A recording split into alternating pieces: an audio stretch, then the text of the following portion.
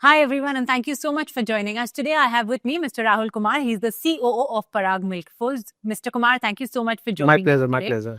You have a very rich experience in the entire dairy industry, Amul India, Lactalis, and now, of course, Parag Milk. I want to know, how is your experience helping you look at your approach to Parag Milk differently? What have you learned that you're applying in Parag Milk today? Yeah, I feel myself lucky that I started my career with Amul, which is the largest dairy brand in Asia, and it's the largest cooperative in the world. So I spent about 22 years in Amul. So it was all learning curve for me. I worked in various areas in Amul, in milk procurement, in plants, in marketing, in general management. I was MD of Amul Dairy at age of 33. Wow. So I was the youngest MD that time. So basically, it was a learning, right? And the system was like that I got appreciation and rewarded the way I was working. So I would say that Amul was fantastic years for me, for formation year of my career, 10, 15 years. Then I became MD, learned a lot of things. There was change. There was a lot of change, which is basically came from 1991, Yeah. post liberalization. So the whole industry was changing. The way technology was coming in India, so we have to adopt those technologies so that we are not far behind what's the rest of the world. So this was a change in any industry during that time, between 1991 till 2003 4, a lot of 10 years what formation stage. I joined Amul in 1992, so it was that period, right, which is post liberalization period. That was there. After that, after working with cooperative, I worked in largest dairy company in the world. The Lactalis is the French dairy company in the world, French company which is largest in the world. So you learn a lot of things, how the global company works, how a company works with the headquarter in France, and they work in more than 80 countries with more than 250 plants, with more than 300 brands, and how do they adopt with the local culture, local market, and local need. I just to give you an example, Lactalis is a French company, so they have never sold milk in pouch all across their, and it's almost it was formulated in 1933, so it's a very old company. So they never sold milk in pouch, but when they come to India, they started selling milk in pouch. So it's not that the same bottle or tetra pack. So you learn a lot of things, how the global system works. When we are working with all the continents, with more than 80 countries, and with different culture, different mindsets, different kind of set of skills, how you implement the global systems all across uniformly. So these were the learning days. After working Lactalis for 10 years, I joined Parag, which is a totally different, because it's a listed company. You are in public, so this has different kind of working efficiency which you have to demonstrate to the shareholders.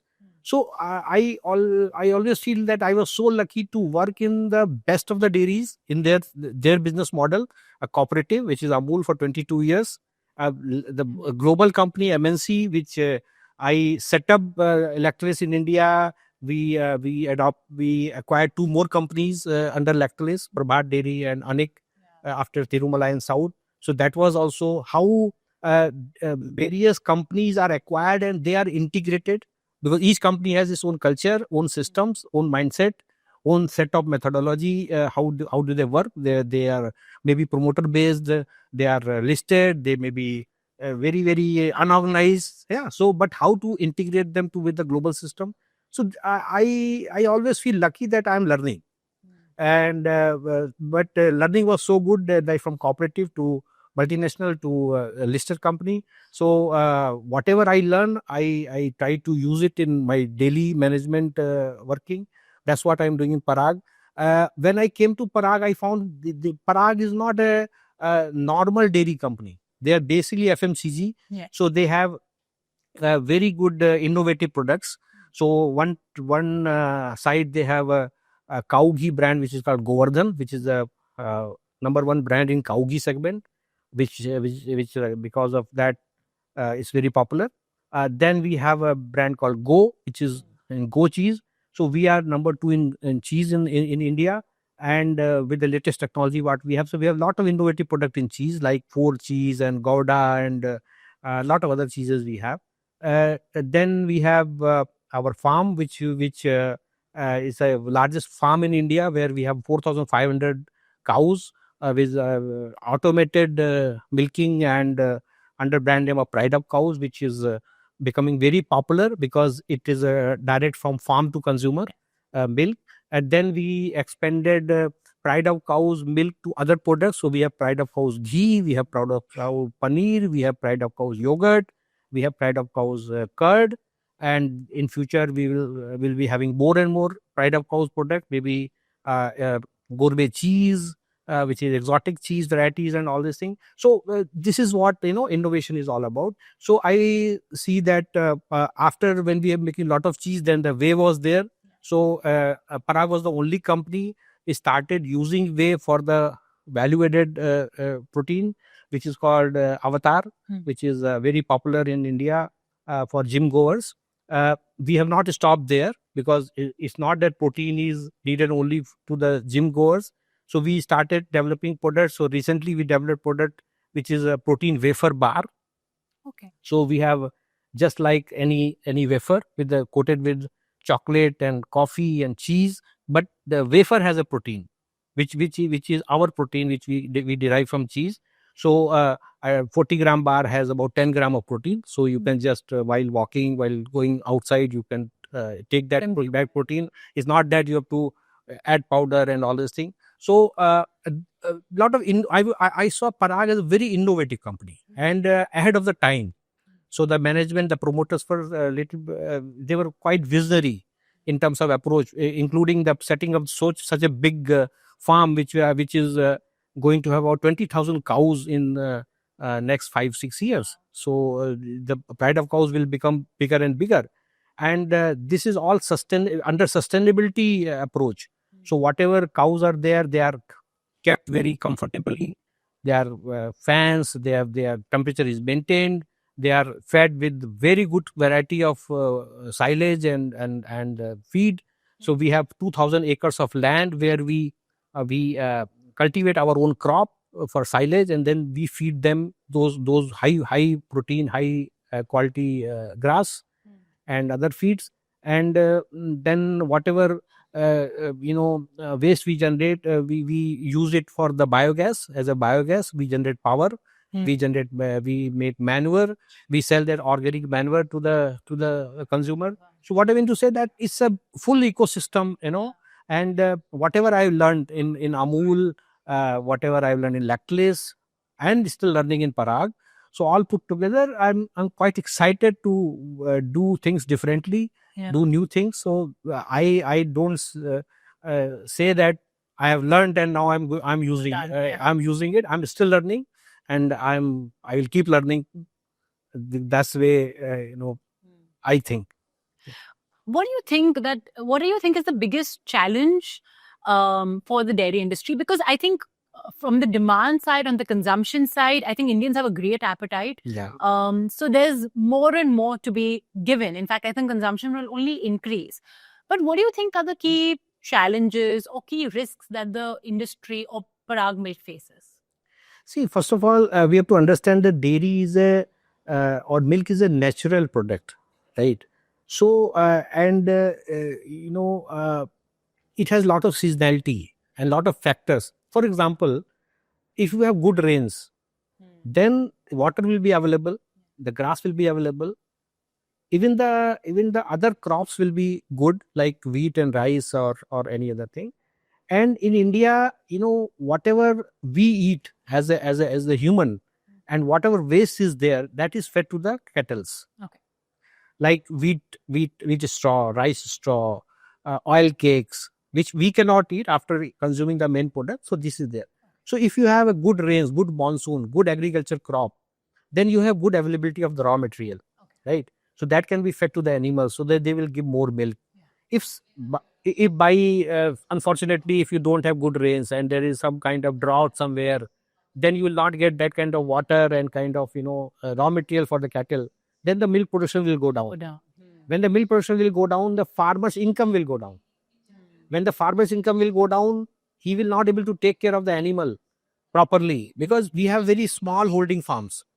In India we have 9 crore families which are doing milk business. 9 crore, 90 billion. And they're all dependent on rains. Rains. Because rains has to be there. That's why because this is what the entire ecosystem is on. Other irrigation systems? No.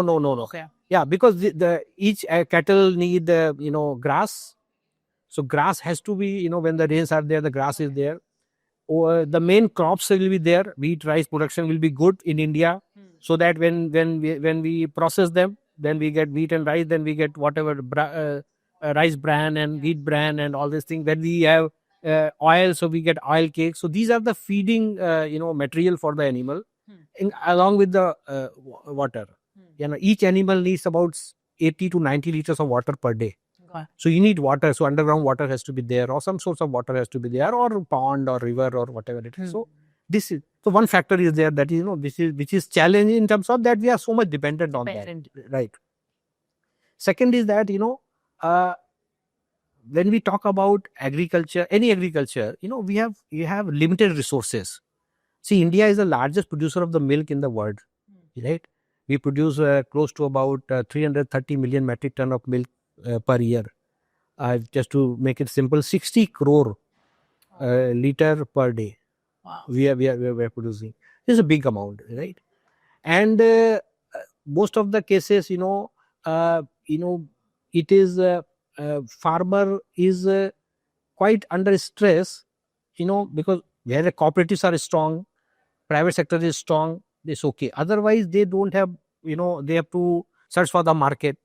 Sometimes they are exploited by the unorganized sector. This is also very important, because India, the milk is not going 100% to organized sector. Yes. Only 30-40% goes to organized sector. So this is the case. They also face problem in getting the cattle feed, as I explained you. Sometimes they don't get proper cattle feed. If the cows or buffaloes, they don't get proper cattle feed, proper nutrition, their body will be weak. So pregnancy cycle will be prolonged. Gap will be there. So they will not able to get pregnated, and after that the milking will not be there. So farmer has a kind of lot of uncertainties in terms of how to do the business. Another point which is challenge, I see that when you are having limited resources, so same land is used for horticulture, floriculture, fruits and vegetables, right? The land is same. And for milk production also you need land for the grass, fodder and all this thing. So there is a competition between one commodity, agri commodity, to another agri commodity. Suppose there is a good demand of fruits.